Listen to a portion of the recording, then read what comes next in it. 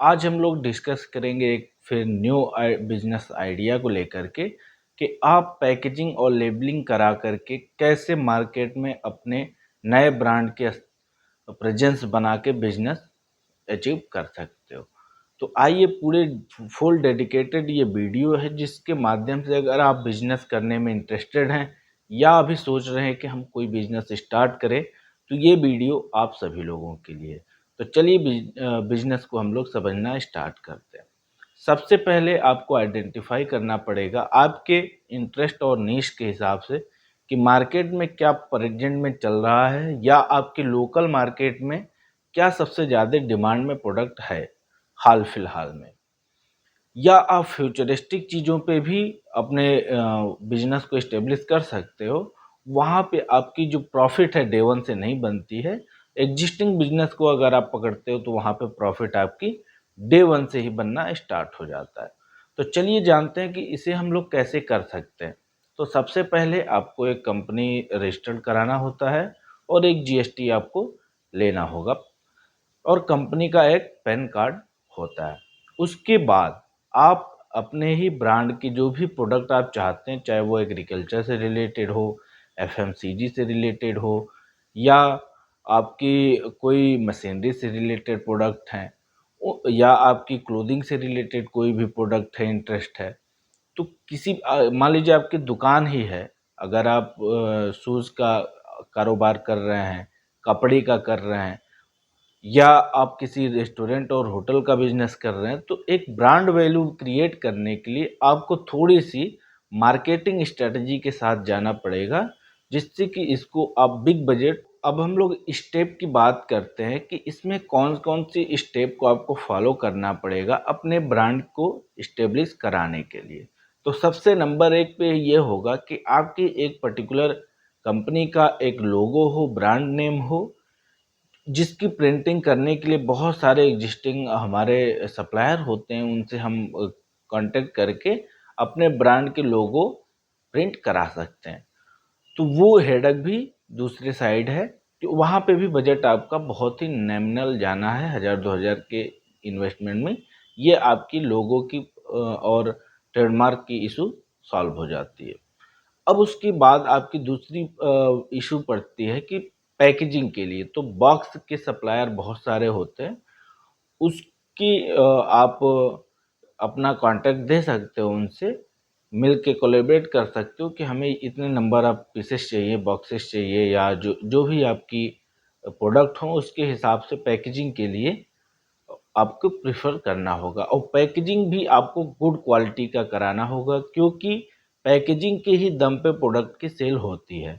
अंदर क्या है कोई नहीं जानता है, आप मिट्टी भी भरोगे, लेकिन आपकी पैकेजिंग अगर अच्छी है तो वो बहुत अच्छी मार्केट में रीच बना सकते। पैकेजिंग कंपनी बहुत सारी हैं एग्जिस्टिंग, अपने नियरेस्ट पैकेजिंग इंडस्ट्री के पास जा कर के उनसे आप कांटेक्ट करके अपने ब्रांड की पैकेजिंग का सैंपल तैयार करा सकते हो। फिर थर्ड में आता है कि अब हमें कहाँ पे इसको सेल करना है।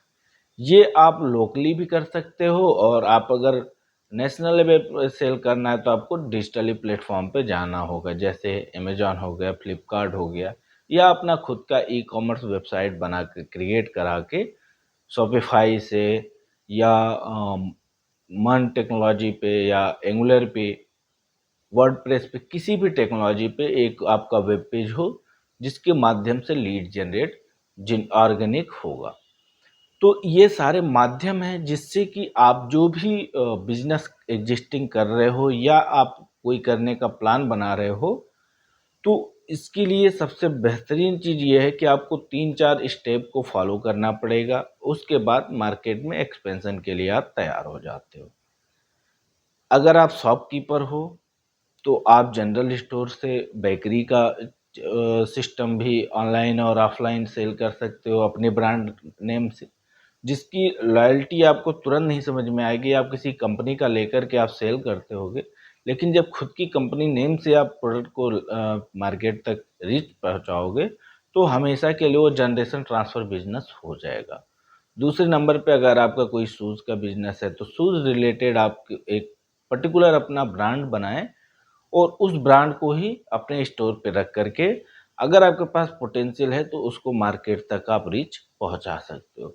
अगर आप कम प्राइस में सप्लायर से माल लेते हो तो बहुत ही कम मार्जिन में या बेनिफिशियरी मार्जिन पे भी आप कस्टमर तक दे सेल कर सकते हो, सर्विसेज अपनी दे सकते हो, जिससे एक ट्रस्ट बिल्डअप होगा और माउथ पब्लिसिटी और माउथ मार्केटिंग आपकी एग्जिस्टेंस बनाने लगेंगी, जिससे कि आपकी बिजनेस की ग्रोथ जो है वो 10 टाइम्स बढ़ जाती है। तो ये सारी कुछ की फैक्टर है, अगर आप इस पे वर्क करते हो तो आपका जो मान लीजिए कि साल के 5 लाख 10 लाख रुपए आप कमाते होगे, उसी 10 लाख उसी स्टोर से बैठे बैठे आप करोड़ों रुपए आसानी से कमा सकते हो।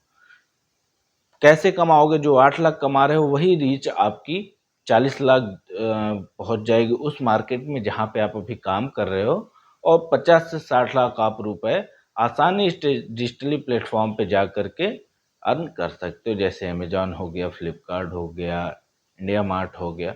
बहुत सारी कंपनियां हैं जो बी टू बी भी और बी टू सी में हैं, काम कर रही हैं डिजिटली।